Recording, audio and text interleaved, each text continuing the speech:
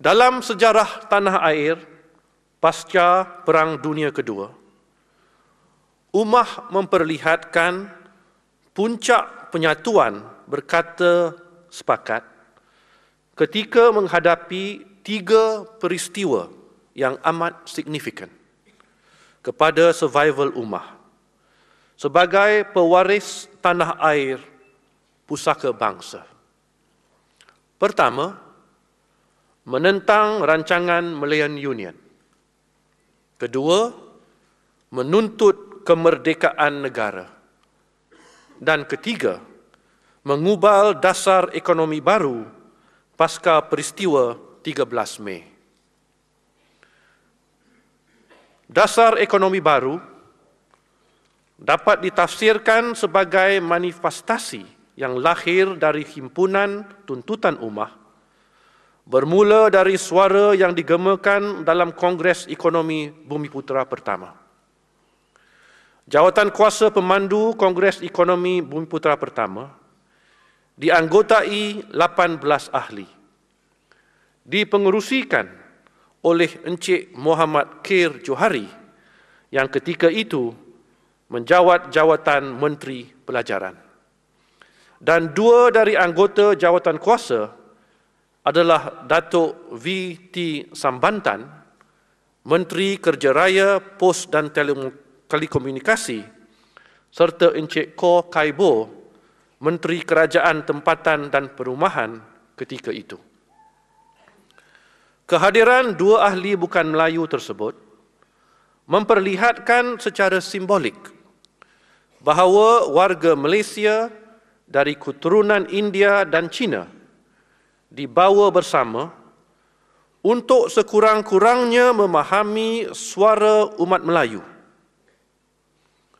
6 tema utama menyentuh pembentukan modal, perkhidmatan, pemasaran, latihan, perusahaan dan tanah telah dibincangkan. Antara resolusi utama yang dihasilkan merangkumi tuntutan agar ditingkatkan taraf sekolah kebangsaan, terutama sekolah-sekolah di luar bandar, meningkatkan skop peranan Dewan Latihan RIDA, mengambil pengajaran dari semangat kejayaan bangsa dan negara Jepun, peranan lebih berkesan pertubuhan peladang, memperuntukkan kuota untuk orang Melayu dalam pembangunan kawasan baru, terutama di bandar-bandar, penubuhan Bank Bumiputera, dan dianjurkan mesyuarat ulama-ulama Malaysia untuk membincangkan isu-isu pembangunan dan ekonomi. Kongres Ekonomi Bumiputera kedua yang berlangsung dalam tahun 1968 telah meneraikan secara terperinci maklum balas tindakan susulan terhadap resolusi yang dicapai dalam Kongres Ekonomi Bumiputera pertama. Antara perkara yang dilaporkan bahawa 500 ulama dari seluruh Malaysia telah mengadakan perjumpaan dalam bulan Februari 1968. Bank Bumiputera ditubuhkan pada 1 hari bulan Februari 1966. Pertubuhan peladang disuntik dengan dinamisme baru. Maktab MARA ditingkatkan menjadi Institut Teknologi MARA dengan bilangan penuntut bertambah dari 200 orang pada tahun 1965 hingga 600 orang pada Julai 1966 dan meningkat kepada 900 orang dalam tahun 1968.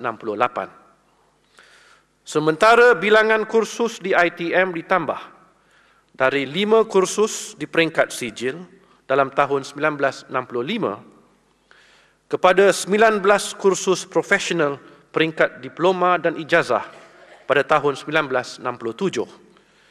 Dan pada tahun 1968, 7 kursus berkonsepkan ijazah luar negara diperkenalkan. Laporan yang terkandung dalam Kongres Ekonomi Bumiputera kedua memperlihatkan MARA dipertanggungjawabkan dengan amanah yang sangat penting untuk memajukan Bumiputera. Resolusi-resolusi yang dirumuskan dalam Kongres Ekonomi pertama dan kedua ternyata menyuarakan banyak tuntutan untuk dilaksanakan oleh kerajaan. Kongres Ekonomi Bumiputera pertama dan Kongres Ekonomi Bumiputera kedua bukan sahaja dianjurkan dalam tempoh masa yang rapat, malah turut mencerminkan elemen-elemen kesungguhan dan kesinambungan. Perkara-perkara yang disusulkan dalam Kongres pertama disusul secara bersungguh melalui pelbagai tindakan dan dilaporkan secara lengkap dalam Kongres Ekonomi Bumiputera kedua. 6 tema yang dibincangkan dalam Kongres pertama ditulis dalam bahasa yang mudah, dengan kaedah penghujahan yang mudah tetapi sangat bertepatan. Didukung dengan resolusi yang ringkas, berfokus dan disusuli dengan langkah pelaksanaan yang nyata. Sayangnya, dokumen yang dapat dikesan dalam Kongres Ekonomi Bumiputera kedua hanyalah dari segi laporan atas pelaksanaan usul-usul Kongres Ekonomi Bumiputera pertama. Penyertaan, prosiding, kertas kerja dan resolusi lengkap Kongres Ekonomi Bumiputera kedua tidak dapat dikesan. Pada hemat beta, amatlah penting dilakukan inisiatif untuk mengesan dan mendokumentasikan secara lengkap bahan-bahan Kongres Ekonomi Bumiputera kedua dan Kongres Ekonomi Islam yang pertama dan kedua, supaya dokumen penting sejarah ini dapat menjadi sebahagian dari khazanah intelek ummah.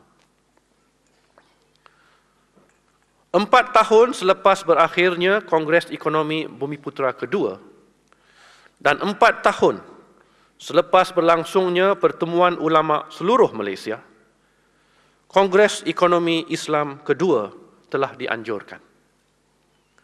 Kongres Ekonomi Islam kedua berlangsung ketika dasar ekonomi baru digubal.